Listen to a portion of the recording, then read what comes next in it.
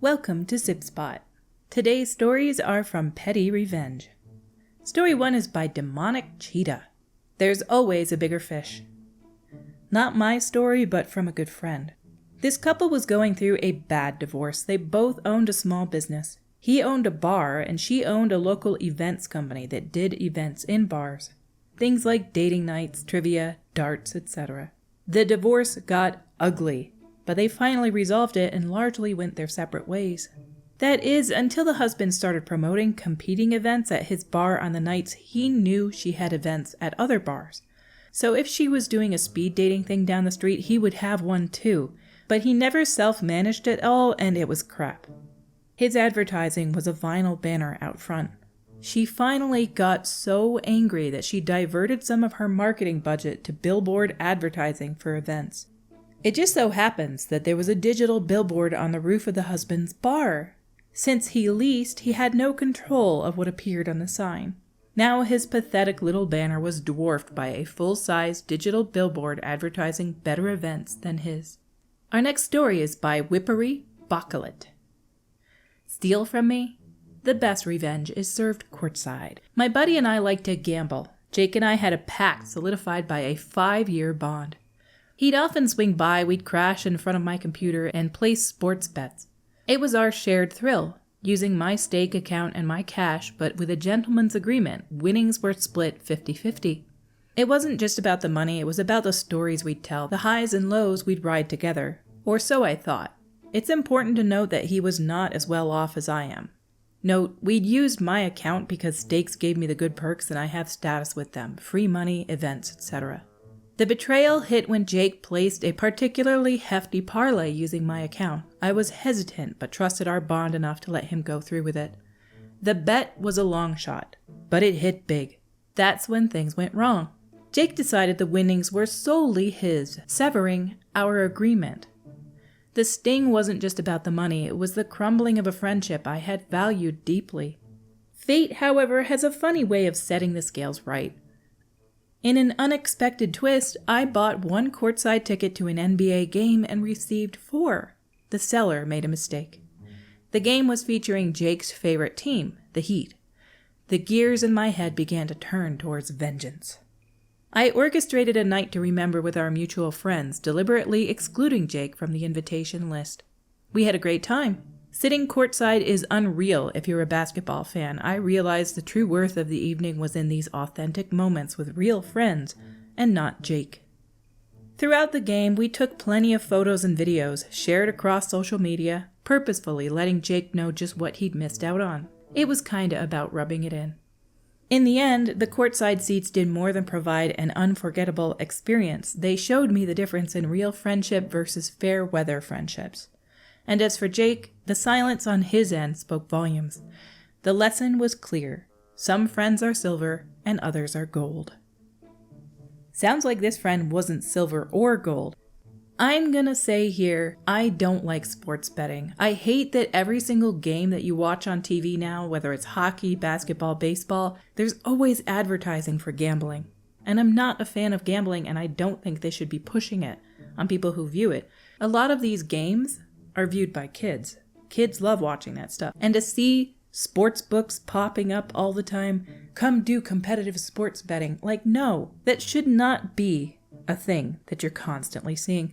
And the other thing that I can't stand about watching events on TV lately, like sporting events, is the digital banners. Like if you're watching a hockey game lately, any of the banners on the ice, they digitally manipulate and put ads on them nowadays. Any of the banners on the side of the ice rink, if you watch them during the game, they're changing constantly. You can actually see the pixels moving as the game goes. They'll change the ice rink logos to some advertising for some garbage gambling website, and they'll do the same thing on the ice rink sides, and I feel like that shouldn't be allowed either.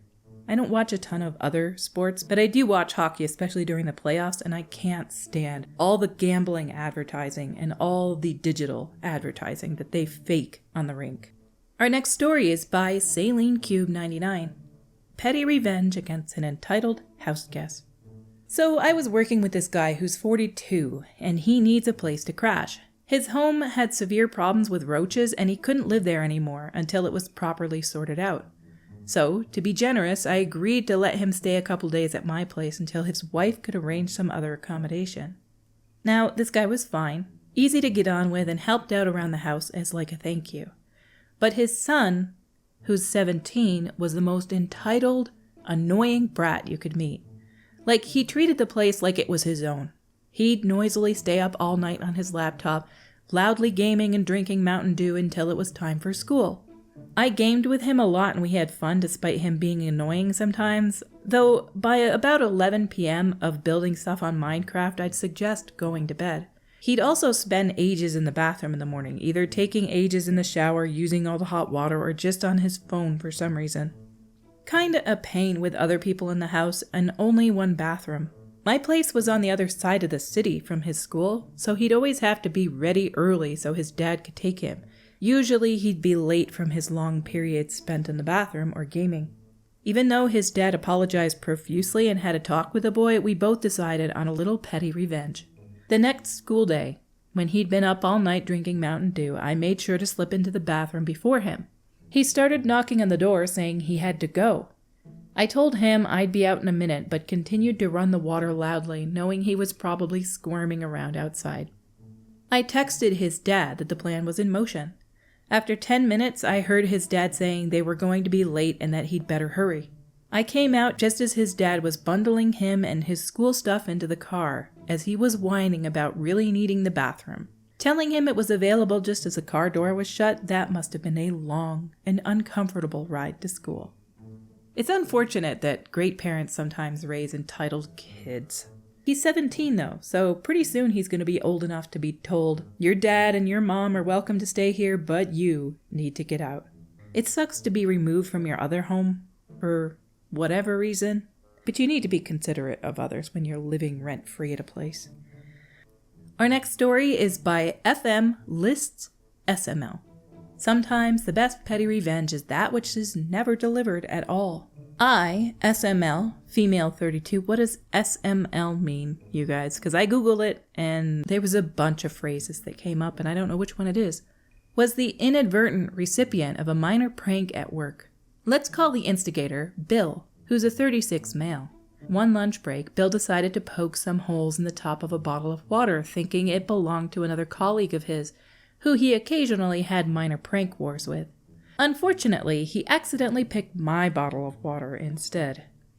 Now, I don't mind a bit of fun at work, but I wasn't really expecting this, as I had nothing to do with Bill thus far that would justify an unwarranted prank. Bill himself was known to enjoy pranks a little more than was necessary. However, they were generally harmless, and he was actually very good at his job. So everybody just let it slide, as if he wasn't being mischievous, he'd be happy to help with whatever you were working on. That being said, I can roll with a prank or two, so let's get petty. After a liberal soaking of my blouse, I pretended to be very annoyed and stormed off in a huff, making a point of slamming my bottle of water in the recycling bin for an added pissed offness. The other colleagues in the break room, not used to seeing me react this way, were initially concerned that I was in a foul mood and came by my desk to apologize on Bill's behalf, saying it wasn't intended for me and to please not make a big deal of it. As they spoke to me, I informed them to keep it quiet, but I wasn't pissed off, but wanted Bill to think I was. They all promised to keep the charade going, as, knowing I could be a prankster too, were interested to see where this was going. So, fast forward 2 days. Bill's not yet spoken to me, and I've been giving him the stink eye. That lunchtime, I bumped into Bill coming out of the meeting room. He took the moment to apologize quite profusely, and I realized he'd been thinking about this way more than I was. He genuinely seemed remorseful, even offering to buy me flowers and pay for any dry cleaning. Fair enough, but I had to have the last laugh. I told him, apology accepted. Thanks, Bill. Don't worry about any of that. I've already set my revenge trap. I added a nonchalant glance towards where his desk was, just for flair. Bill was glad that I'd accepted his apology, but was obviously on alert for anything unusual. At least 3 times a day, he'd inspect his desk, his car, his food, his coat, etc. This petty revenge, I obviously wasn't going to keep it going forever. After a few days, I went over to Bill's desk and asked him if he'd found my revenge yet. He nervously said no, at which point I burst out laughing and said there wasn't any. I just wanted you to think that there was. Thankfully, he saw the funny side and said that it was the best revenge play he'd experienced. He said he'd had his guard up even over the weekend when he was at home. We shook hands and all was forgiven. Although I couldn't resist the parting note. "Hey Bill, guess you didn't notice I'd loosened your water bottle cap, right?" He instinctively went to check, saw me laughing again, and admitted defeat. Bill had told the rest of my colleagues at some point that afternoon, so I got a few "I heard about Bill, well played" types of comments throughout the rest of the day. Since then, Bill and I haven't pranked each other, although he did pop by my desk one afternoon to see if I had any extra packing tape. When I queried what for, he said, "It's best if you don't know." I soon found out why when the next day I walked into the office to hear another colleague of ours asking who the heck had taped his keyboard and mouse underneath his desk. Apparently, he'd spelled Bill's surname wrong on an external memo, so this was Bill's revenge. I wasn't implicated in any way. Sometimes the best pranks are making people paranoid. Down in the comments by Deep Diver 32086. Did this to my kids for April Fools. Led up to the day saying I had an epic April Fool's prank after years of getting them good.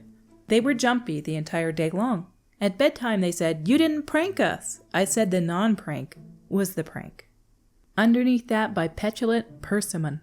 Non-pranks are my favorite pranks. I always bring donuts to work on April Fools with Happy April Fools on the box. They're just donuts. I get great pleasure out of the worried inspections and tentative nibbles. Our stories for today have come to a close. Until we meet again, have a bright and warm day.